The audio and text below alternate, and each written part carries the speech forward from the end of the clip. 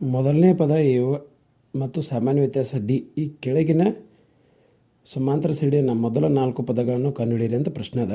ಒಂದನೇ ಪದ ಎ ಕೊಟ್ಟಿದ್ದರು, ಒಂದನೇ ಪದ ಎ 10 ಕೊಟ್ಟಿದ್ದರು, ಎರಡನೇ ಪದ ಡಿ 10 ಕೊಟ್ಟಿದ್ದಾರೆ. ಹಂಗಾರೆ ಸಮಾಂತರ ಶ್ರೇಣಿ ನಿಮಗೆ ಸಾಮಾನ್ಯ ರೂಪ ಗೊತ್ತೈತೆ. ಒಂದನೇ ಪದ ಎ ಅಂತ ಬರೀಬೇಕು, ಎರಡನೇ ಪದ ಎ ಪ್ಲಸ್ ಡಿ ಅಂತ ಬರೀಬೇಕು, ಮೂರನೇ ಪದ ಎ ಪ್ಲಸ್ 2D ಅಂತ ಬರೀಬೇಕು, ನಾಲ್ಕನೇ ಪದ ಎ ಪ್ಲಸ್ 3D. ಎ ಅಂದ್ರೆ ಕೊಟ್ಟಿದ್ದಾರೆ ಎಷ್ಟು 10 ಐತಿ, ಡಿ ಅಂದರೆ ಎಷ್ಟೈತಿ 10. 10 ಕೂಡಿಸಿದ್ರೆ ಎಷ್ಟು ಬಂತು 20. ಮೊದಲನೇ ಪದ ಎ 10 ಐತಿ, ಎರಡನೇ ಪದ 2 ಇಂಟು ಡಿ 10 ಎರಡಲೇ 20. 20 ಪ್ಲಸ್ 10 ಕೂಡಿಸಿದ್ರೆ ಎಷ್ಟು ಬರೈತೆ 30. ನೆಕ್ಸ್ಟ್ ನಾಲ್ಕನೇ ಪದ ಏನು ಕೊಟ್ಟಾರೆ ಎ ಪ್ಲಸ್ 3D ಅಂದ್ರೆ 10 ಪ್ಲಸ್ 3 ಗುಣಿಸು 10, 3 10ಲೇ 30 ಪ್ಲಸ್ 10 ಕೂಡಿಸಿದ್ರೆ ಎಷ್ಟು ಬರೈತೆ 40. ಹಂಗಾರೆ ಸಮಾಂತರ ಶ್ರೇಣಿಯ ಮೊದಲ 4 ಪದಗಳು ಯಾವ ಬರ್ತಾವೆ 10, 20, 30, 40 ಅಂತ ಬರಿಬೋದು. ಅಥವಾ ನೀವು ಇದ್ರಾಗ ಹಾಕಿ ಬರಿಬೋದು n is equal to a plus n minus 1D ಅಂತದ.